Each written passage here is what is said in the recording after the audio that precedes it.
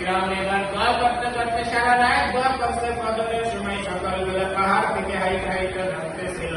পাহাড় থেকে যখন হাইটে হাইটে নামছে, এবার পাহাড়ের সামনে একটা দীর্ঘশীর্ণ একটা যুবক আইসা বলতেছে, হে আমার খোদা, আপনাকে সারা মিশর খুঁজলাম, কোথাও আপনাকে পাইলাম না।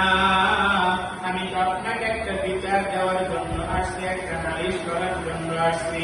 এবার ফিরাউন ডাক দিয়া বলতেছে, ধমক দিয়া বলতেছে, এটা কি নালিশ করার জায়গা নাকি?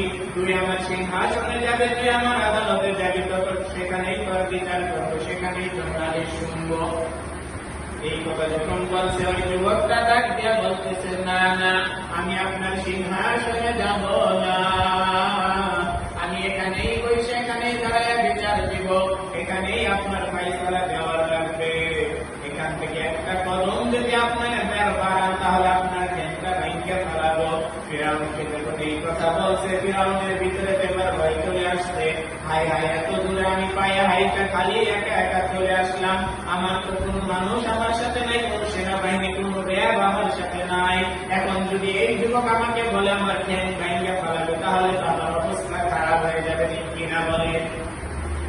এবার ফিরাউন ওই যুবককে ডাকা বলতেছে, যুবক, তোমার কি বিচার তুমি বলো, আমি তোমার ফায়সালা এখানে দাঁড়াই দিব। এবার ওই যুবকটা ডাকা বলতেছে, কোন গোলাম যদি মালিকের বিরোধিতা করে, এবং ওই গোলাম যদি কোনো গোলাম যদি মালিকের বিরোধিতা করে, এবং ওই গোলাম নিজেই যদি আবার খোদা দাবি করে, তাহলে তার কি শাস্তি হওয়া দরকার? এই কথা যখন বলছে, ফিরাউন একটু এই কথা বলতে বলতে ওই নীল দরিয়ার দিকে তাকাইছে। তাকানোর পরে দেখতেছে নীল দরিয়ার ভিতরে পানি থই থই করতেছে। আল্লাহ রাব্বুল আলামিন তো ফিরাউনের গায়ে পানি দিয়ে দিয়েছে। এই কারণে ফিরাউনের মনের ভিতরে খুশি চলে আসছে। এবার ফিরাউন যুবককে ডাক দিয়ে বলতেছে, যুবক শুনো, কোন গোলাম যদি মালিকের বিরোধিতা করে এবং সে যদি নিজেই খোদা দাবি করে, তাহলে তার শাস্তি হইল নীল দরিয়ার ভিতরে ডুবাইয়া মারা। ফিরাউন যখন এই কথা বলছে, যুবক সঙ্গে সঙ্গে খাতার কলম বাইর করে দিয়েছে। খাতা কলম দিয়া বলতেছে, আপনি আমার খোদা, আপনি এখানে একটা সাইন করে দেন, একটা সাইন লেখা দেন। এবার ফিরাউন সঙ্গে সঙ্গে নিজের হাতেই লিখতেছে খাতার উপরে, কোন গোলাম যদি মালিকের বিরোধিতা করে এবং সে যদি নিজেই খোদা দাবি করে, তার শাস্তি হলে নীল দরিয়ার ভিতরে ডুবাইয়া মারা। এই কথা বলার সঙ্গে সঙ্গে যুবক খাতার ভিতরে যখন ফিরাউন সাইন করে দিয়েছে, যুবক এবার এমনি ভাবে চলে গেছে। একটা আশ্চর্য ভাবে যুবকটা চলে গেছে। এবার ফিরাউন হাঁটতে হাঁটতে তার এলাকার ভিতরে চলে আসছে। ফিরাউনের তো আগের চেয়ে পাওয়ার বাইরে গেছে। মানুষজন সব ফিরাউনের ভক্ত, ফিরাউনের দয় সমুদ্রের ভিতরে পানি চলে আসলো। ফিরাউনের ক্ষমতা এবার দেখাইকে, ঠিক কিনা বলে? ফিরাউনের ক্ষমতা এবার দেখাইকে মানুষ আগের চেয়ে বেশি আরো ফিরাউনের ভক্ত হয়ে গেল। ফিরাউনের দয় যত সমুদ্রের ভিতরে পানি চলে আসছে, এবার ফিরাউনের পাওয়ার বাইরে গেছে। এবার পয়গম্বর মূসা আলাইহিস সালামকে আর ফিরাউনের আর পয়গম্বর মূসা আলাইহিস সালামকে সহ্য হয় না।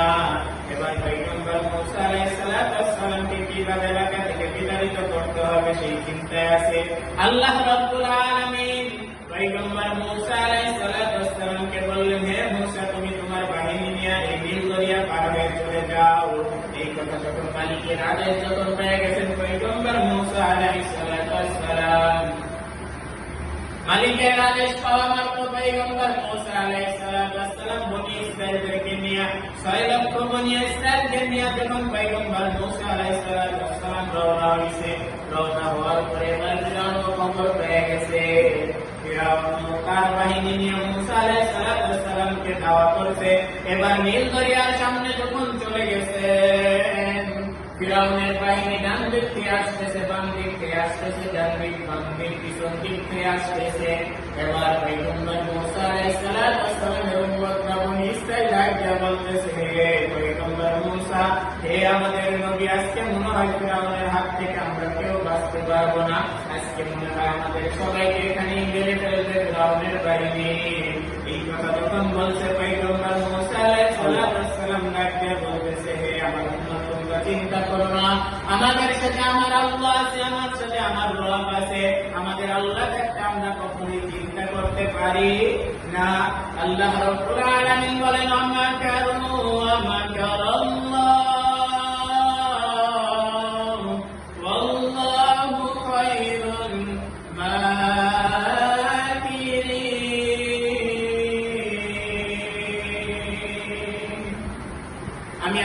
তো দেখি তোমরা কত বড় কৌশল অবলম্বন করো, আমি আল্লাহর চেয়ে বড় কৌশল অবলম্বনকারী কেউ নেই, ঠিক কিনা বলে। এবার যখন পয়গম্বর মূসা আলাইহিস সালাম সমস্ত উম্মতদেরকে নিয়ে যখন সাগরের নীল দরিয়ার পানি যখন দাঁড়ায় রয়েছে, এবার ফিরাউনের বাহিনী পিছন দিক থেকে আসতেছে, ডান দিক থেকে আসতেছে, বাম দিক থেকে আসতেছে। এবার আল্লাহ রাব্বুল আলামিন পয়গম্বর মূসা আলাইহিস সালামকে ডাক দিয়ে বললেন যে মূসা, তুমি রাখো তোমার হাতের ভিতরে শ্বশুর বাড়ি একটা জান্নাতি লাঠি আছে, এই লাঠিটা দিয়ে কি করো? সমুদ্রের ভিতরে বাড়ি মারো। জান্নাতি একটা লাঠি ছিল, কি ছিল? ওই লাঠিটা হইল জান্নাতি লাঠি। লাঠি দিয়ে অনেক কিছুই হইল। পয়গম্বর মূসা আলাইহিস সালামের ওই লাঠির ভিতরে কেরামতি ছিল।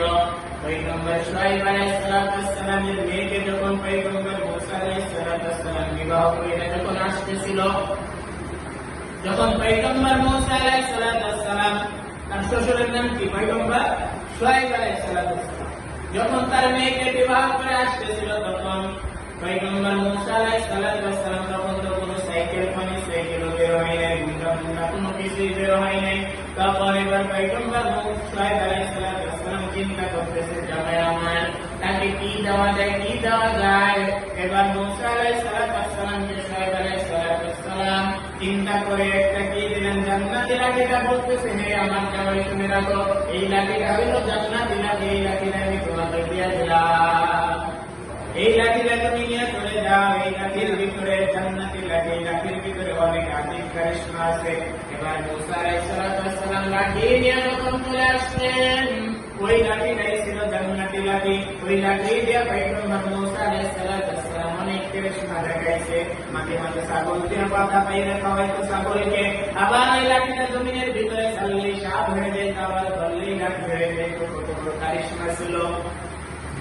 এবার আল্লাহ রাব্বুল আলামিন পয়গম্বর মূসা আলাইহিস সালামকে ডাক দিয়ে বললেন, হে মূসা, শুনে রাখো, তুমি তো দেরি করো না, সমুদ্রের ভিতরে তোমার হাতের লাঠি দিয়ে বাড়ি মাইরো, তোমার হাতের লাঠিটা সমুদ্রের ভিতরে আঘাত করো।